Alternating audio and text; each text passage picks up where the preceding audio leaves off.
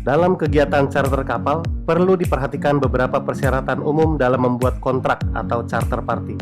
Persyaratan tersebut minimal menyebutkan hal-hal berikut ini. Yang pertama, nama dan alamat ship owner atau pihak pertama, serta charterer atau pihak kedua. Yang kedua, ship particulars. Yang ketiga, tempat dan waktu penyerahan dan penyerahan kembali. Yang keempat, muatan yang legal. Yang kelima, pemakaian kapal untuk kegiatan yang legal. Yang keenam, syarat pengangkutan dan tanggung jawab masing-masing pihak. Yang ketujuh, pembatasan daerah pelayaran dan pelabuhan yang disinggahi. Yang kedelapan, prosedur penyerahan notice of readiness. Yang kesembilan, jenis charter dan persyaratan pembayaran. Yang kesepuluh, syarat pembebasan dan syarat tambahan. Lalu persyaratan lain selain dicantumkan dan klausul-klausul kontrak yang akan dibahas tersendiri. Contoh syarat-syarat tambahan. Yang pertama, subject free atau subject open untuk voyage dan time charter. Istilah ini dijumpai sewaktu terjadi tawar-menawar ruangan kapal, yang berarti bahwa pemilik kapal atau pencharter baru terikat pada penawaran jika pada waktu penawaran kapal atau barang-barang yang akan diangkut belum diberikan kepada orang lain. Istilah ini diperlukan sewaktu tawar-menawar ruang kapal karena pada umumnya perjanjian charter dimulai melalui perantara atau chartering brokers dan chartering agents, sehingga ada kemungkinan belum mengetahui bahwa kapal atau barang-barang yang akan diangkut telah diberikan oleh pemiliknya kepada pihak ketiga ataupun perantara telah memberikan kepada orang lain sewaktu pemiliknya sedang tawar-menawar dengan pihak ketiga. Oleh karena itu, untuk menghindari akibat tidak baik dari penawaran ganda, dipergunakan istilah subject free atau subject open. Untuk kapal dipergunakan subject ship being free, dan untuk barang dipergunakan istilah subject cargo being free. Yang kedua, prom shift atau spot boat untuk voyage charter. Kondisi ini semata-mata berdasarkan spekulasi di mana kapal menuju suatu pelabuhan atau tempat produksi tanpa kontrak pengangkutan dengan harapan mendapat muatan setibanya di pelabuhan tersebut dengan sewa charter yang lebih tinggi karena kapal dapat segera dimuati. Setelah kontrak pengangkutan ditutup, ruangan kapal ditawarkan kepada pencharter, dan jika pencharter setuju, maka kontrak pengangkutan dapat segera ditutup. Jika pencharter belum dapat menentukan tanggal atau waktu pemuatan dimulai atau dijanjikan beberapa lama kemudian, kontrak pengangkutan yang demikian ada kalanya diterima oleh pemilik kapal, tetapi dengan sewa charter yang lebih tinggi karena kapal mengeluarkan biaya selama menunggu. Yang ketiga, subject to steam and free steam untuk voyage charter. Dalam syarat ini, realisasi penutupan charter yang telah ditandatangani tergantung dari keadaan di pelabuhan pemuatan, yaitu apakah pencharter akan memperoleh cukup muatan di sana atau tidak. Pada umumnya, pemilik kapal baru dapat diberitahukan beberapa hari sesudah charter ditutup bahwa stern telah disediakan dan pemuatan dapat dimulai. Jika stern telah diperoleh, maka tanggal di mana pemuatan akan dimulai disebut stern date atau lay date. Dimulai dihitung sejak stern date tersebut dengan catatan bahwa kapal telah siap sedia untuk melakukan pemuatan. Free stern adalah keadaan di mana pemuatan dapat dilakukan setelah kapal tiba. Yang keempat, subject to license being granted untuk voyage dan time charter. Charter dapat dilakukan setelah mendapat izin dari pemerintah. Terjadi jika yang pertama, muatan milik pemerintah. Yang kedua, kapal yang disewa milik pemerintah. Yang kelima, dead weight all told untuk voyage and time charter. Dalam dead weight tone kapal termasuk berat muatan, berat bahan bakar, air kettle untuk kapal uap, berat air minum atau air mandi fresh water, perlengkapan dan suku cadang kapal, dan perbekalan kapal. Dalam voyage charter perlu ditegaskan apakah yang dimaksud dengan dead weight tone sudah termasuk hal-hal yang demikian saya sebutkan tadi. Yang keenam, collect freight and advance freight untuk voyage charter. Untuk voyage charter, freight dibayar waktu penyerahan muatan di pelabuhan tiba dan barang diterima consignee.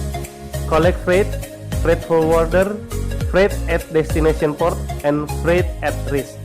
Tetapi pemilik kapal dapat memperoleh sebagian biaya pengangkutannya.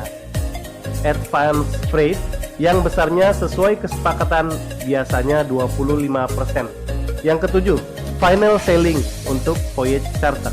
Istilah pembayaran yang dilakukan sebagian atau seluruhnya setelah kapal berlayar. Dengan demikian, redaksi on signing pada bill of lading diganti dengan on final sailing atau 2 days after sailing. Yang kedelapan, distance freight untuk voyage charter adalah tambahan uang tambang karena kapal harus pindah ke pelabuhan terdekat untuk alasan keamanan kapal, contohnya pada saat kegiatan bongkar muat dilakukan. Yang kesembilan, distress freight untuk voyage charter adalah uang tambang yang diberikan oleh charterer kepada shippers di bawah harga normal. Itu disebut distress freight dengan tujuan agar ruang muat dapat terisi penuh. Hal ini dilakukan oleh voyage charterer bila tidak dapat memenuhi muatan kapal yang dijanjikan. Sementara itu masih ada cukup waktu untuk mengisi muatan. Yang ke-10, chaser clause atau lion clause untuk voyage charter and time charter. Pada umumnya charter party dimulai dengan menggunakan jasa perantara, chartering broker dan chartering agent. Setelah charter party ditandatangani, berakhirlah hubungan mereka sebagai pialang. Jika charterer tidak atau kurang dikenal oleh ship owner, akan timbul keraguan mengenai realisasi charterer, terutama mengenai pembayaran sewa kapal dan pembayaran demurrage dan dead freight bila ada. Guna menghapus keraguan itu, maka dicantumkanlah chaser clause, yang berarti tanggung jawab charterer terhadap muatan berakhir setelah barang dimuat di atas kapal. Bila perlu, dalam kontrak dicantumkan lion clause, yang berarti bahwa ship owners mempunyai hak gadai atas muatan yang diangkut bila charterer tidak membayar freight, demurrage, dan dead freight. Yang ke-11, full reach and burden untuk voyage charter. Berlaku pada voyage charter di mana hanya ruangan kapal termasuk di atas geladak yang bisa dimuati barang. Ruangan penumpang tidak dapat digunakan untuk membawa muatan. Yang ke-12, mispresentation untuk voyage charter and time charter adalah hak yang diberikan kepada charterer untuk melakukan tuntutan kepada ship owner bila terdapat ketidaksesuaian antara kontrak dengan kenyataan di lapangan mengenai keadaan teknis kapal. Yang ke-13, full and complete cargo untuk voyage charter. Charterer berhak menggunakan semua ruang muat semaksimal mungkin di pelabuhan muat. Nahkoda hanya dapat menggunakan ruang muat untuk bunker saja. Syarat ini mengharuskan charterer menyediakan muatan secara penuh. Yang ke-14, guaranteed space per ton untuk voyage charter. Ketentuan ini dijumpai dalam pengangkutan muatan curah, di mana charterer membutuhkan ruang muat yang besar dibandingkan dengan kapasitas bobot matinya, yaitu dengan standar stowage factor yang besarnya kurang lebih 60-75 cubic feet per ton. Bila dalam kontrak tertulis SSF sama dengan 70 cubic feet per ton, tetap kenyataannya hanya 60 cubic feet per ton. Maka freight turun menjadi 60 atau 70 dari kontrak. Yang ke-15, oversight delivery clause untuk voyage charter. Penerima barang diberi kesempatan untuk menerima barang-barang dengan kapalnya sendiri. Yang ke-16, lighterage clause untuk voyage charter. Klausul ini diperlukan oleh ship owner bila pelabuhan tujuan tidak dapat menerima kapalnya karena draft pelabuhan yang tidak cukup, sehingga sebagian muatan harus dibongkar di luar kolam pelabuhan.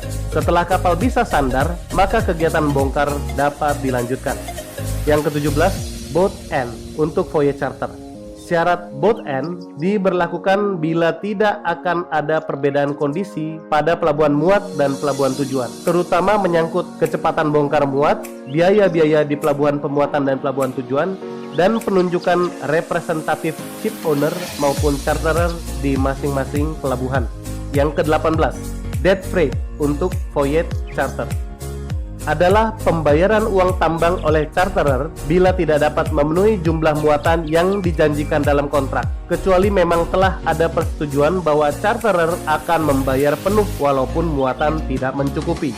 Yang ke-19, demurrage, dispatch, and damage for detention untuk voyage charter. Demurrage adalah denda yang harus dibayar oleh charterer bila kapal melebihi lay days yang telah disepakati pada saat melakukan bongkar muat.